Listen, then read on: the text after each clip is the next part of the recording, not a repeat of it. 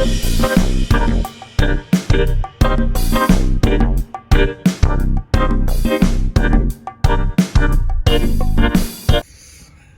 there. Welcome. If this is your first time on my channel, howdy. My name is Taneza.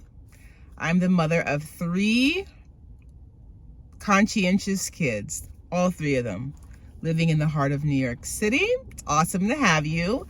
This video is a review, Married at First Sight.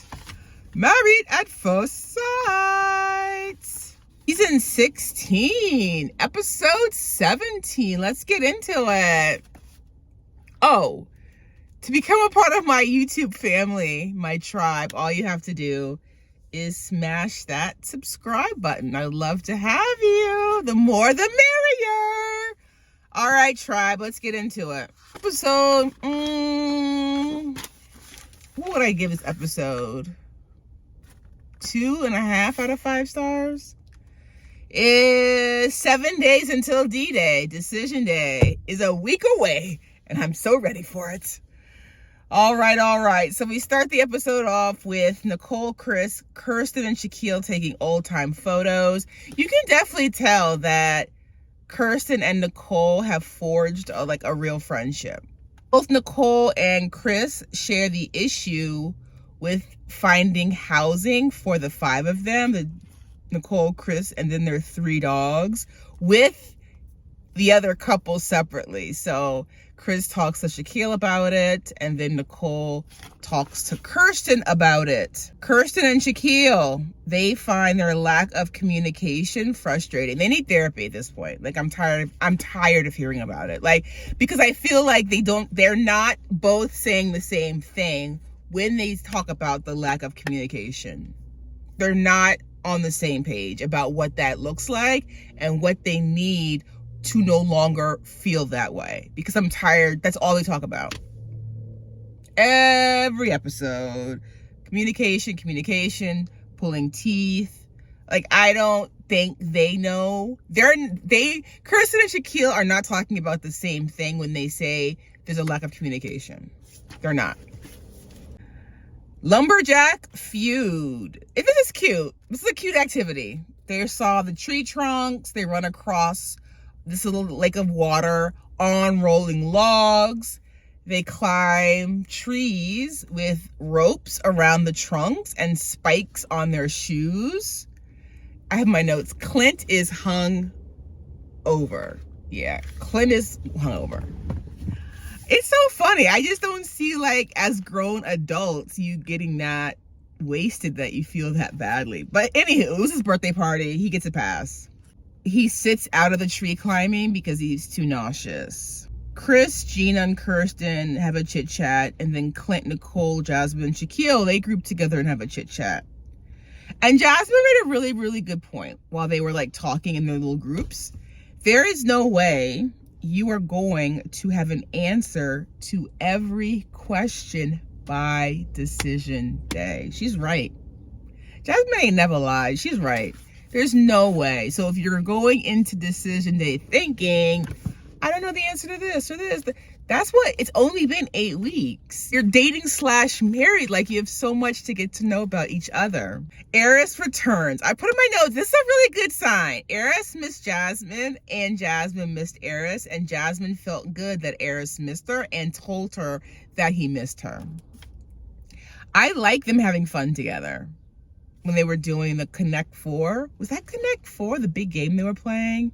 I love watching them have fun together. Kirsten and Shaquille had to leave early. But that helped Shaquille to feel supported in his educational endeavors. He wants Kirsten to do it because she wants to do it, not because he is asking it of her. Clint can cook. I'm not even mad at Clint anymore. Clint can cook. Clint has been cooking all weekend. They're lucky to have him. They played the card game that Jasmine had introduced to Eris on their ride to the retreat. And they asked some pretty good questions, okay?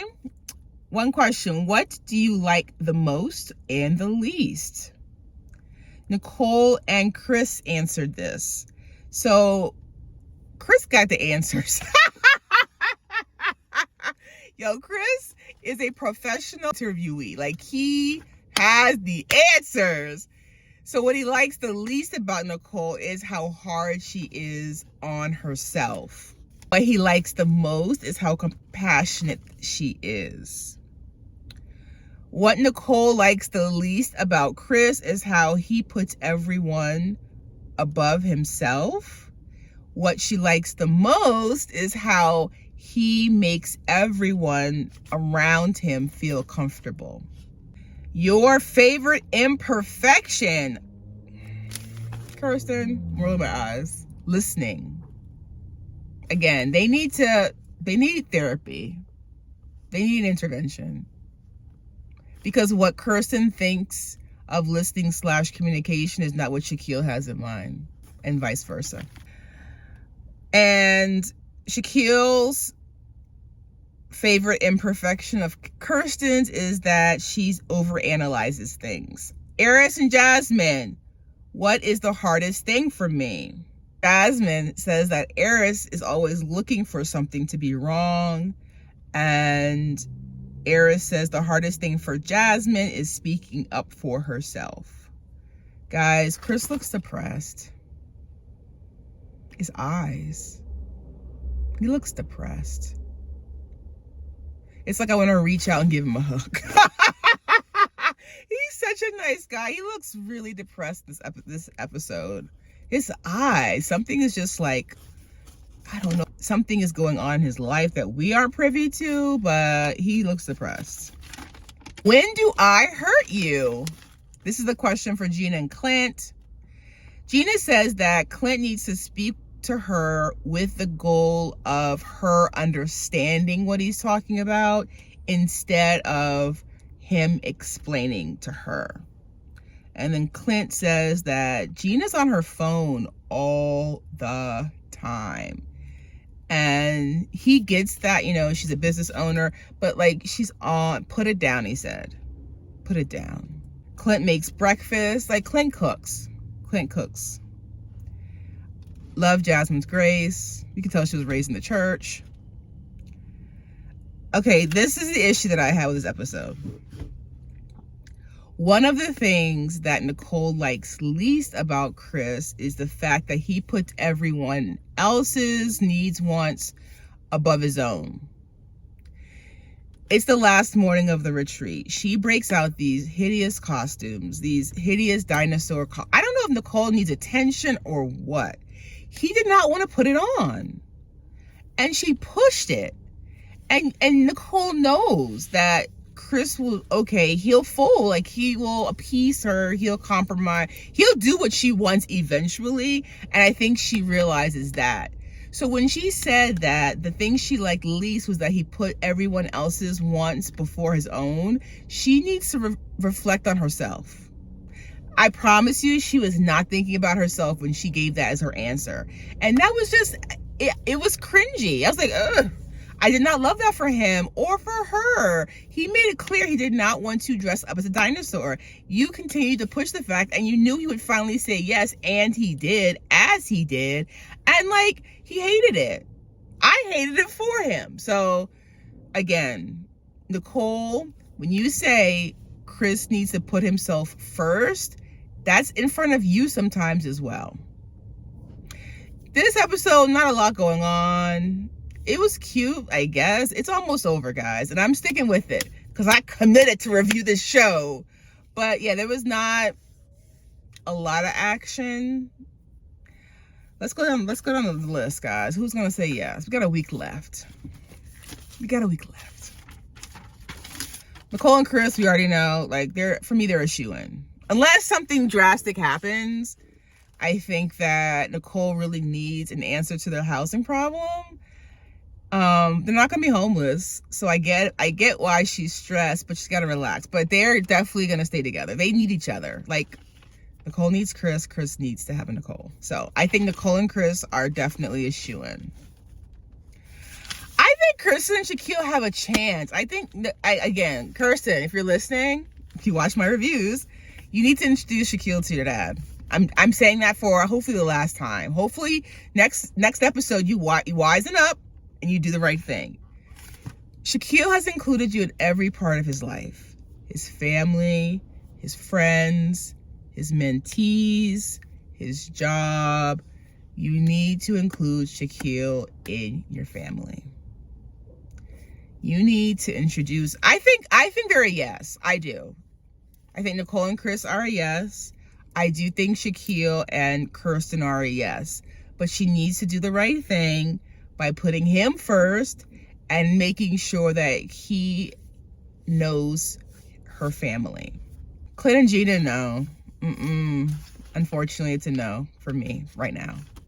And the reason's gonna be, I didn't sign up for this to find a friend. I signed up to find a husband. We really tried. After the honeymoon, we started over. The issue is that they stayed in separate bedrooms for a month. That's the issue. So they're in the friend zone. They're in the friend zone. If they could not have any physical connection this entire retreat, it's like 4 or 5 days where they were in the same bed, there was no like affection, no kiss, no nothing, it's a wrap. They are officially friend zoned. In my opinion, in Tanae's opinion. Clint and Gina are gonna say no. This is fun. All right. I said yes to Nicole and Chris, yes to Kirsten and Shaquille. It's a no for Clint and Gina. Jasmine and Eris. I really wish they would work out, Jasmine and Eris.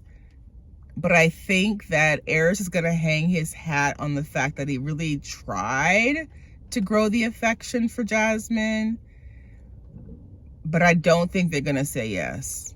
I don't. And he's gonna say, I tried, talked to the experts, I talked to the dating coach, the sex coach, I talked to her family, I tried to have these deep conversations, but at the end of the day, if he does not see her as his wife and is not attracted to her as his wife, it's gonna be a no, unfortunately. And I miss his cousin. I want her to make a cameo. I want her to make a cameo next episode.